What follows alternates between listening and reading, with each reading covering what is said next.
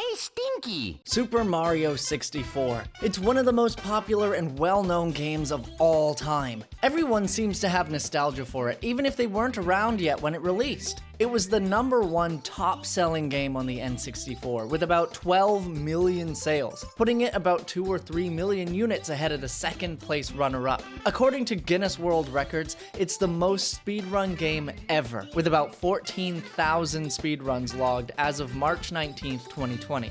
Since then, that number has increased to nearly 20,000, putting it almost 5,000 runs ahead of Super Mario Odyssey at second place. But, most importantly, it's recognized as one of the most influential and innovative games of all time. Many people cite it as the first game to truly figure out 3D, as it was one of the first ones to ditch tank controls and give the player control of the camera. For me, it really doesn't mean any of those things. I don't really have nostalgia for Super Mario 64 or the N64 in general. Don't get me wrong, I grew up during that era, so whenever I see those games I do get a rush of nostalgia, but it's not because I grew up enjoying them. In fact, as much as I've always been a lifelong Nintendo fan, I've never owned an N64. Shocking, I know. My family was never able to afford a games console until shortly after the release of the GameCube, so that's kind of where my history with games began. But a lot of my friends growing up did have N64s, so I did get to experience them there. And my dentist's office actually had a couple of consoles that were loaded up with Mario Kart 64 and Pokemon Puzzle League. So I do have a lot of nostalgia for those two games in particular. But most of my nostalgia for the N64 comes from watching commercials for Paper Mario and begging my parents to get the console even though I knew they couldn't afford it. When it comes to Mario 64 specifically, all of my nostalgia comes from here.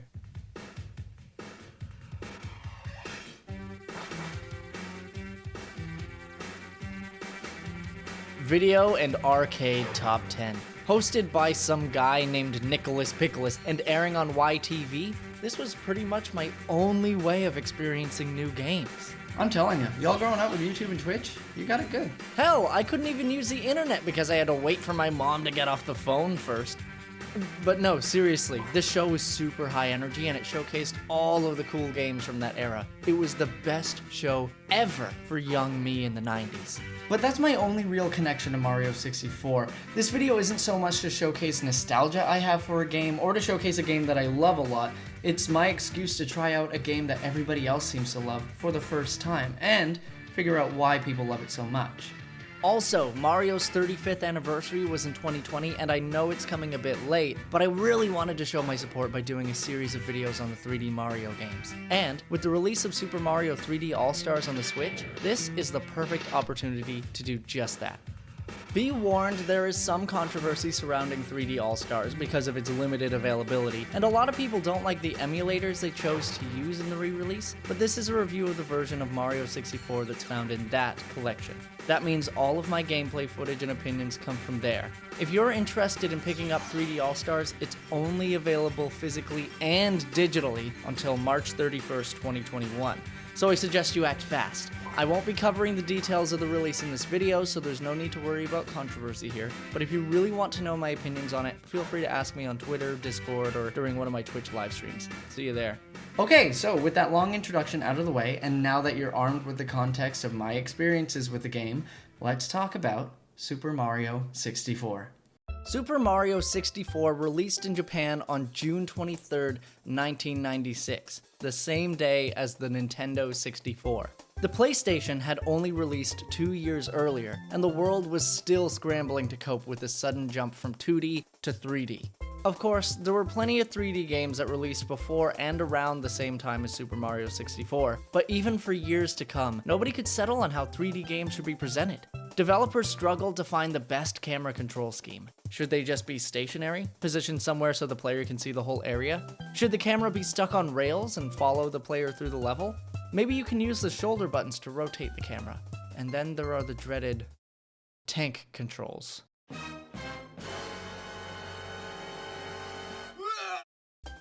It would take years before everyone agreed that using the right analog stick for the camera and the left stick to move was the way to go. But Mario actually kinda did that.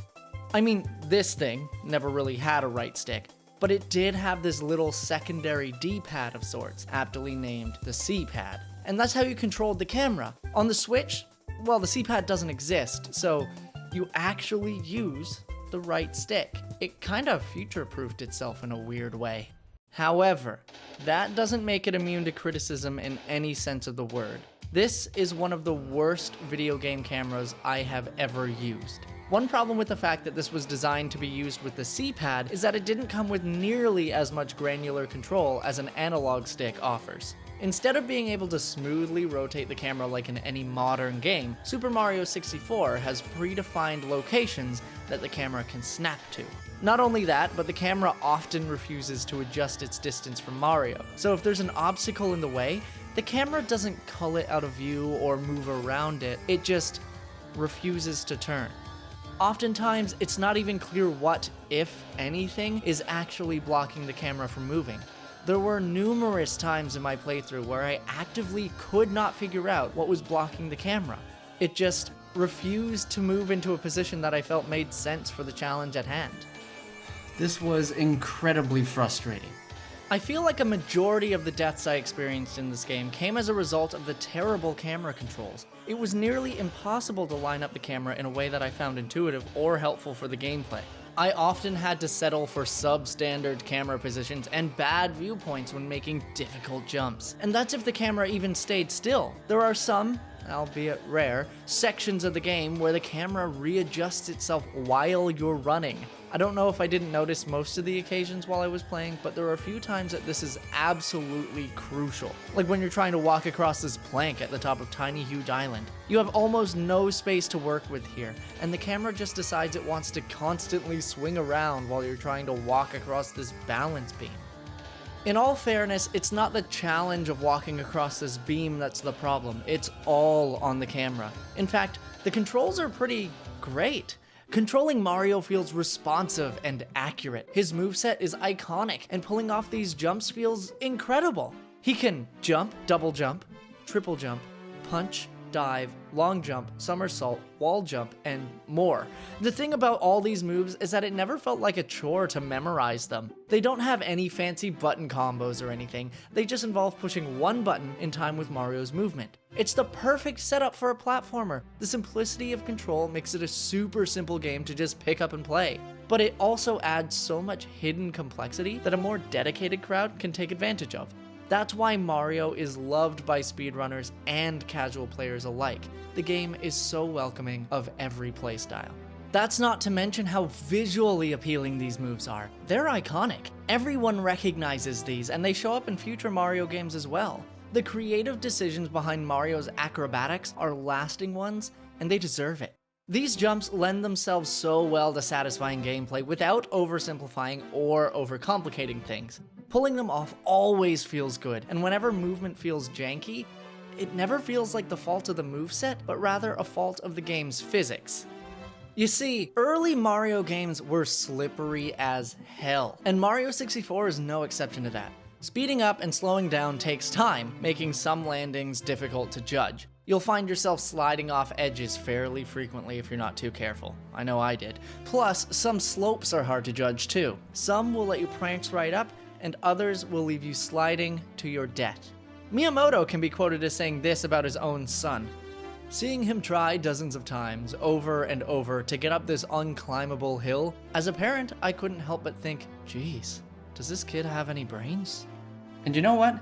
Miyamoto, you might be going a little too hard on your son. I could walk up a hill steeper than that in real life. It's not his fault you oiled up Mario's shoes.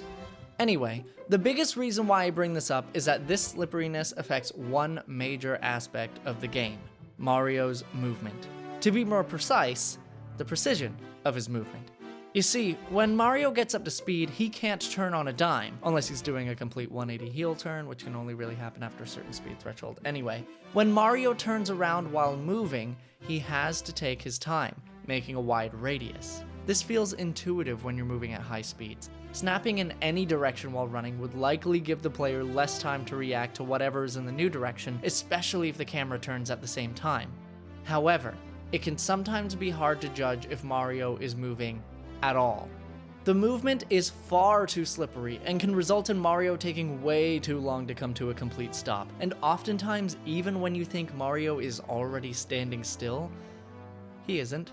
Mind you, even at slow speeds, I don't believe it's necessary for Mario to give his turn such a wide berth. It makes sense to have more accurate directional control at slow speeds. As it stands, it makes navigating small platforms a real pain. The number of times I found myself falling off platforms because Mario walked in the complete opposite direction that I intended him to is too numerous to count. Seriously, aside from bad camera controls, this was probably my leading cause of death when I played this game. Most of the difficulty in Mario 64 doesn't necessarily come from the way that levels and movement are designed, but rather from a feeling of inconsistency. When I die in this game, I don't feel like I've learned anything, or like, hey, maybe next time I can make this jump, like I do when I play a well-designed game like Celeste. Instead, I feel frustrated. Like, most of the reason why I failed isn't because I used the wrong approach or like I need to improve my technique. Instead, it feels like I'm fighting with the controls. Like, hey, maybe next time if I'm lucky, the camera will cooperate and Mario will move in the same direction as the joystick instead of taking a sharp right into the instant death pit. You see, a lot of the levels in Mario 64, especially later in the game, are completely populated with instant death pits. If you make one mistake, you don't just lose some health and have to redo some progress, you have to restart the entire level. And that's if you don't run out of lives. Running out of lives means getting a game over, and a game over means navigating all the way back from the main menu and making your way through the castle back to the level. It makes me kinda grateful that life systems are being phased out in modern games. Mario Odyssey takes away coins as a punishment, instead of using a special collectible like lives. Crash Bandicoot 4, It's About Time, gives you the option to do away with them entirely. And I think it's a better game for it. Altogether, life systems end up serving as a time waster, artificially extending the playtime of a game and punishing the player in the process. I don't want to rag too hard on it for that though. It's not really a huge downside for Mario 64. The time loss is pretty minimal, and it could always be worse.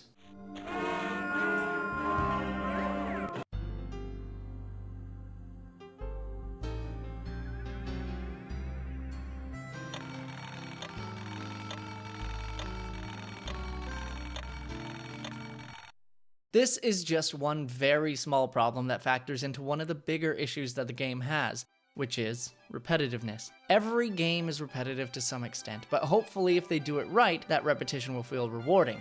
When it comes to Mario 64, the repetition becomes monotonous. To really illustrate this point, let's take a closer look at the game's mission system.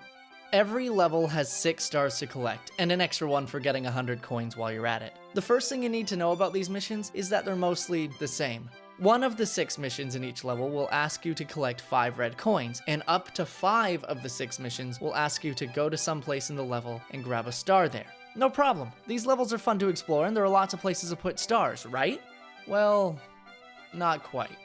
Usually half of the stars in any given level will be asking you to go to the same place or close to the same place to get those stars. Take Bob-omb Battlefield for instance. This is the first level of the game. The first star mission asks you to go to the top of the hill and beat up King Bob-omb. After doing that, the second star asks you to beat Koopa the Quick in a race to the top of the hill. Okay, so they've got the added challenge of it being a race, but it's not really an added challenge. If you take a regular old route up the hill and don't fall off anywhere, you've got this in the bag.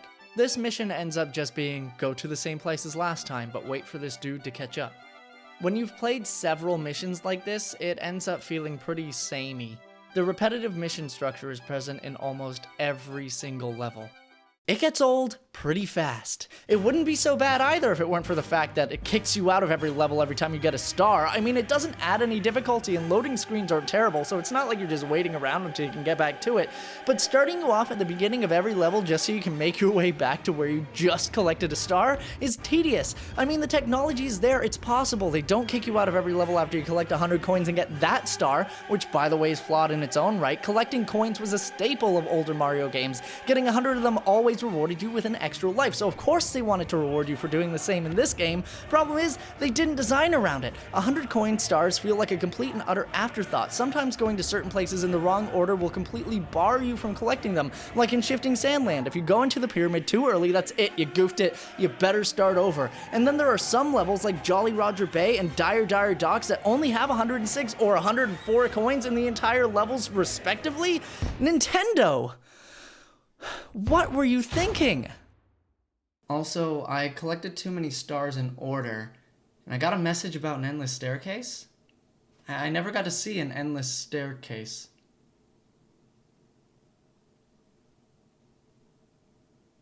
The music is good. Oh, the music in this game is good! The Super Mario 64 theme, which plays in a few different places like Bob-omb Battlefield, is exactly what I would expect from Mario. It's jazzy and upbeat and gives off that peppy happy vibe that Mario's always had. It's honestly no surprise that Mario music has evolved the way it has with this as a starting point. It's a shame that they had to reuse so much of the music throughout the game because it does end up lending itself to the repetitive feeling that the game holds in general. The slider theme borderline drove me insane when they used it for every level in the last section of the castle. Don't get me wrong, it's a great song, but it's just too much, especially when you pair it with this kind of gameplay.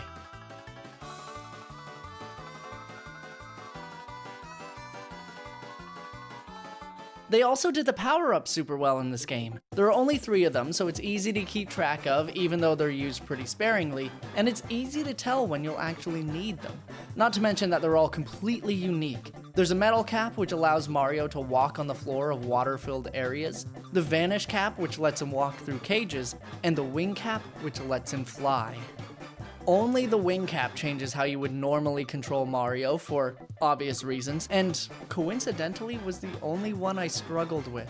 But I'm really hesitant to actually blame the cap for this one. I found that most of the time when I struggled with a wing cap, it was once again the camera's fault. Lining up the camera in a way that actually lets you see where you're going with the wing cap is borderline impossible, but when you get it right, flying around is super cool. It's kind of a shame too that the wing cap typically only shows up in its own special levels, and maybe in a few sparse places in other levels.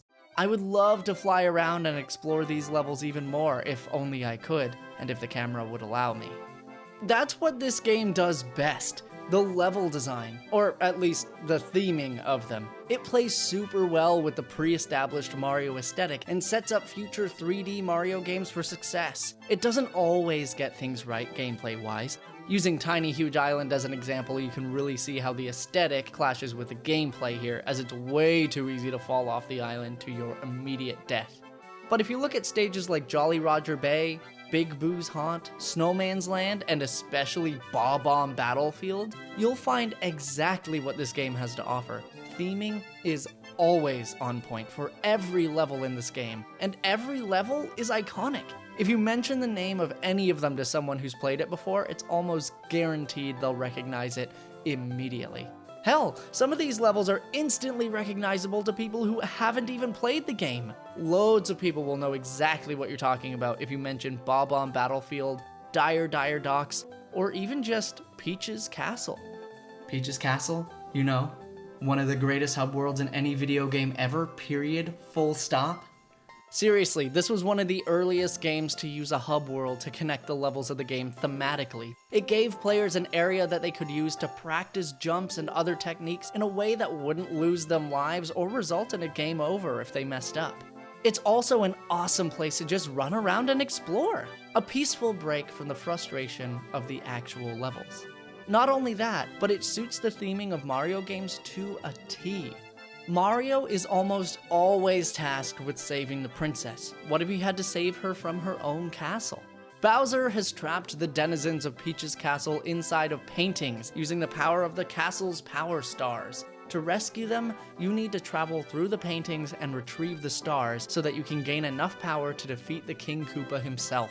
It's just such a simple setup, and it works so incredibly well. Plus, they back it all up with the hub world, needing 70 power stars to overcome the magic of the endless staircase and reach where Bowser's hiding. It's so thematic and awesome. I know that if I were playing this game when it came out, my little mind would have been blown. This is also the first place most people would have heard a Shepard tone back in the day. My first time was back in high school when a friend of mine sent me a link to a YouTube video about them. But if you're not familiar, a Shepard tone is an auditory illusion that seems to continually ascend or descend in pitch. I've linked an example by Vsauce of how they work in the description.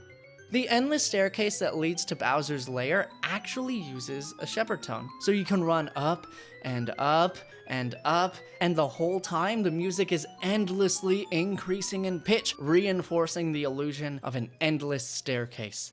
They put so much thought into the design of Peach's castle, and it shows.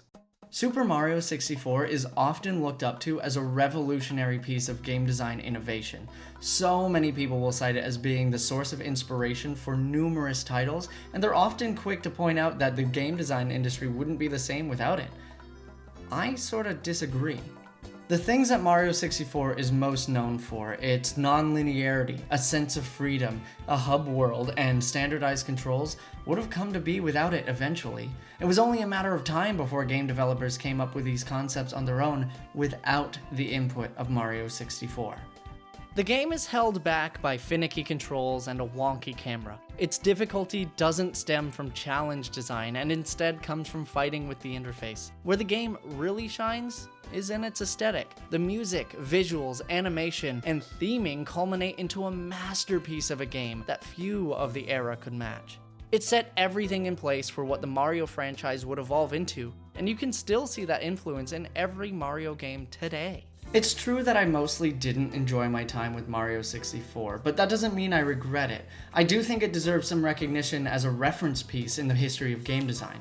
The things it did well, it did very well, and the things it did poorly were done just poorly enough that it's easy to tell how to improve them.